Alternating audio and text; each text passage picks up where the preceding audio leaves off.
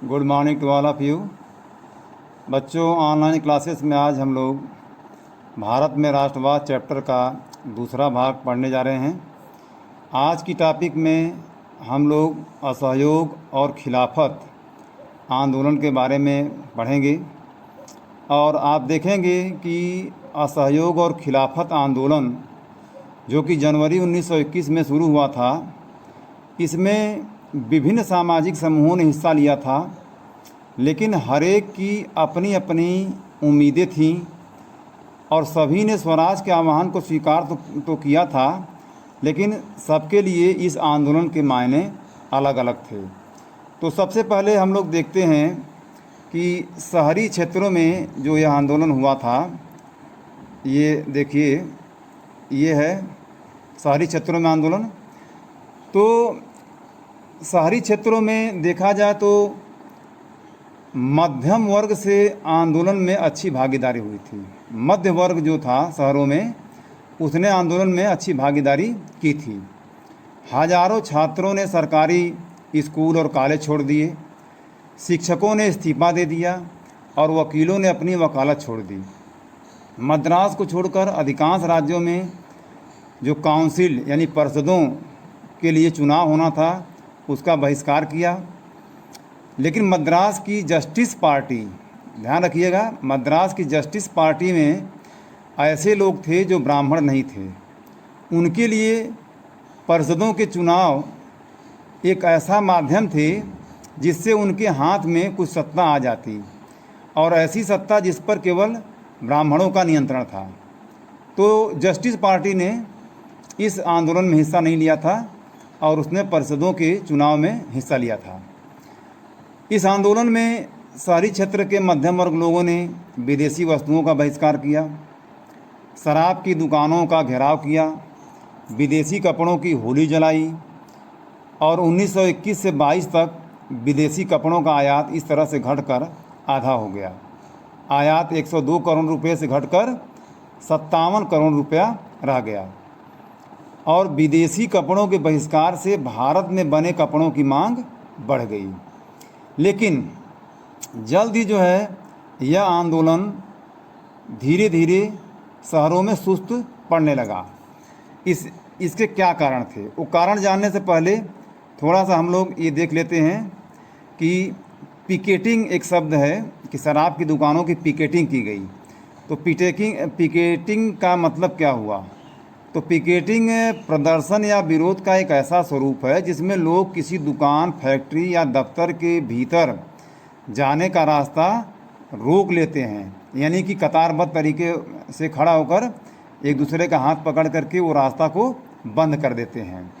तो ये जो है कि पिकेटिंग एक तरीका था लोगों ने जिसको अपनाया था।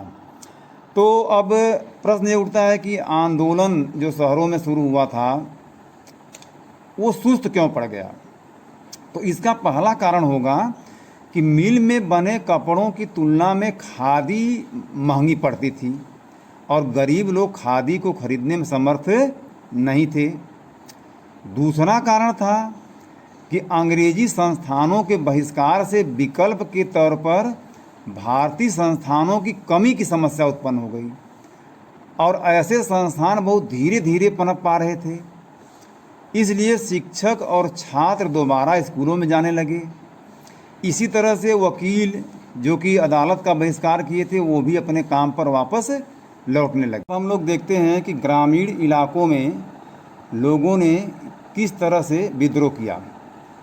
तो शहरों के बाद गांवों में भी असहयोग आंदोलन फैलने लगा और भारत के विभिन्न भागों के किसान और आदिवासी भी इस आंदोलन में शामिल हो गए। अवध क्षेत्र में बाबा रामचंद्र ने किसानों के आंदोलन की अगुवाई की। वे एक सन्यासी थे जिन्होंने पहले बधुआ मजदूर के तौर पर फिजी में काम किया था।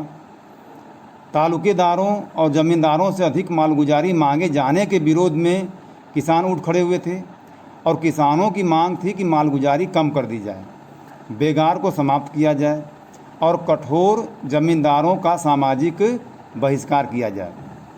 अब ध्यान रहे कि ये जो गांव में विद्रोह हो रहा था ये अंग्रेज़ों के खिलाफ नहीं था। यह विद्रोह तो गांव में तालुकदारों और ज़मींदारों के खिलाफ था। लेकिन गांधी जी इन आंदोलनों को, इन लोगों की स्थानीय समस्याओं को लेकर जो आंदोलन हो रहे थे उनको राष्ट्रवादी आंदोलन से जोड़ना चाहते थे। और 1920 जून 1920 से जवाहरलाल नेहरू ने गाँव का दौरा शुरू कर दिया। वह किसानों की समस्या समझना चाहते थे। अक्टूबर में अवध किसान सभा का गठन हुआ और इसकी अगुवाई भी जवाहरलाल नेहरू, बाबा रामचंद्र और कुछ अन्य लोग कर रहे थे। अपने आप को किसानों के आंदोलन से जोड़कर कांग्रेस अवध के आंदोलन को एक व्यापक असहयोग आंदोलन के साथ जोड़ने में सफल हो पाई। कई स्थानों पर तो लोगों ने महात्मा गांधी का नाम लेकर लगान भी देना बंद कर दिया।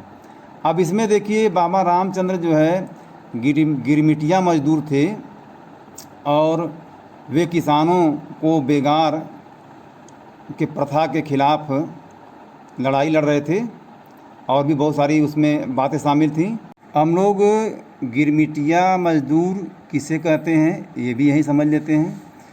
औपनिवेशिक शासन के दौरान बहुत सारे लोगों को काम करने के लिए फिजी, गयाना, वेस्ट इंडीज़ आदि स्थानों पर भारत से ले जाया जाता था, जिन्हें बाद में गिरमिटिया कहा जाने लगा। और वास्तव में उन्हें एक एग्रीमेंट, अनुबंध के तहत ले जाया जाता था।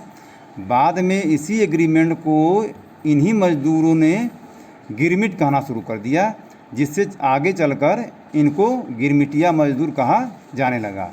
अंग्रेजी में इन्हें इंडेंचर्ड लेबर कहा जाता है। और एक और शब्द है बेगार। इसका मतलब है बिना किसी पारिश्रमिक के काम करवाना। तो बहुत सारे स्थानों पर किसानों ने अपनी समस्याओं को लेकर आंदोलन किया। तो बहुत सारे स्थानों पर ज़मींदारों को नाई धोबी की सुविधाओं से भी वंचित करने के लिए पंचायतों ने नाई धोबी बंद का फैसला किया। और इस तरह से जो है आप देखेंगे कि लोग अपनी अपनी समस्याओं को ले करके इस आंदोलन में कूद पड़े थे। और 1921 में जब आंदोलन फैला तो तालुकेदार जो थे और व्यापारी थे उनके मकानों पर हमले होने लगे, बाज़ारों में लूटपाट होने लगी और अनाज के गोदामों पर भी कब्जा कर लिया गया। तो इस तरह से जो ये इनके तौर तरीके थे, इससे जो कांग्रेस थी वो खुश नहीं थी।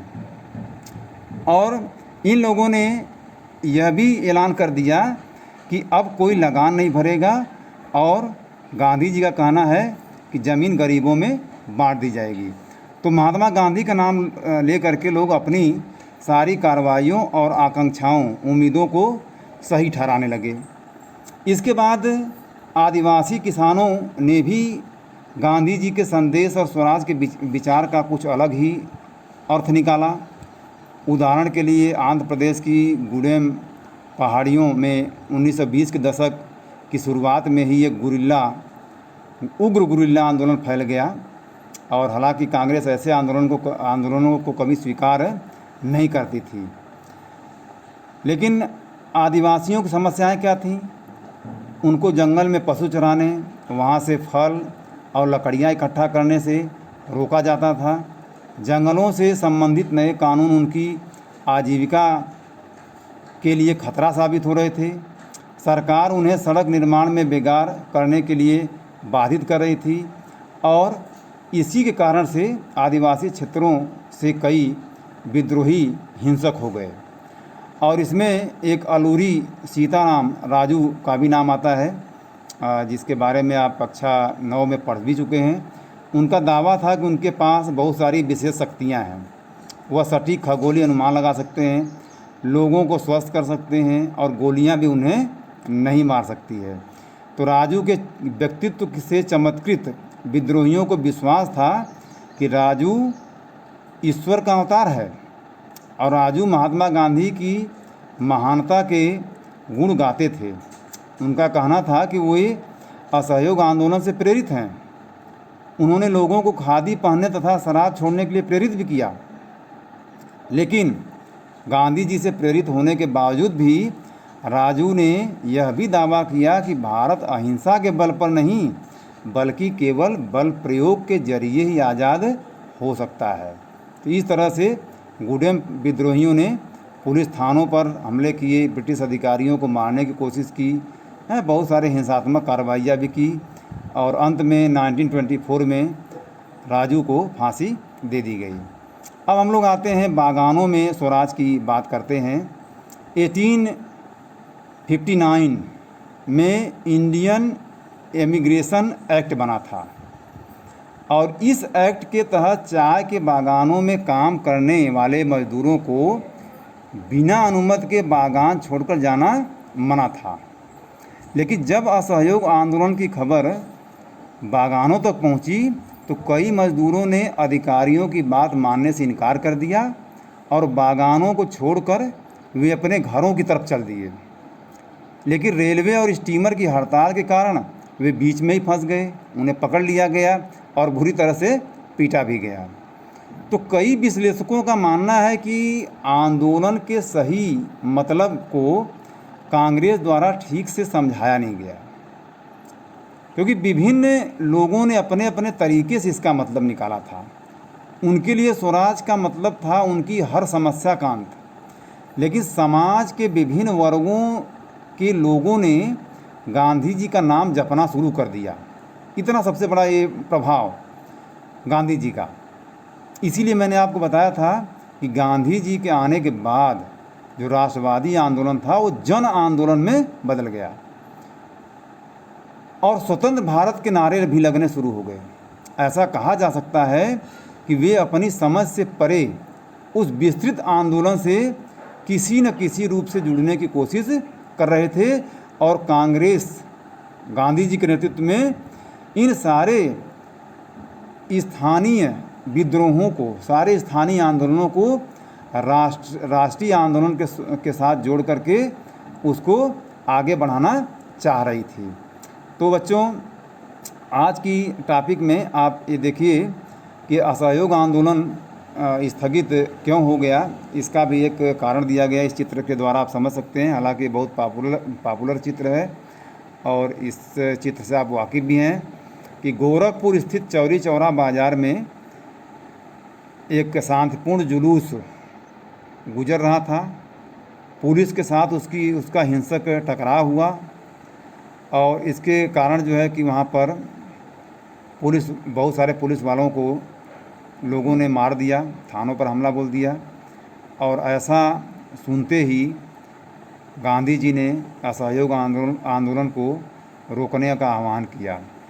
तो गांधी जी चूँकि अहिंसा के पुजारी थे, वो किसी भी तरह की हिंसा को बर्दाश्त नहीं कर सकते थे। अब हम लोग नेक्स्ट टॉपिक की ओर चलते हैं, सविनय अवज्ञा। तो गांधी जी के द्वारा जितने भी आंदोलन देश को आज़ाद करने के लिए चलाए गए, उन आंदोलनों की हम लोग पड़ताल कर रहे हैं और पूरे गांधी युग के बारे में समझने की कोशिश कर रहे हैं। लेकिन ये टॉपिक हम आपको कल नेक्स्ट क्लास में बताएंगे। तब तक के लिए सभी बच्चे ध्यान से पढ़ाई करें और साथ साथ नोट्स भी तैयार करते चलें। Thank you to all of you.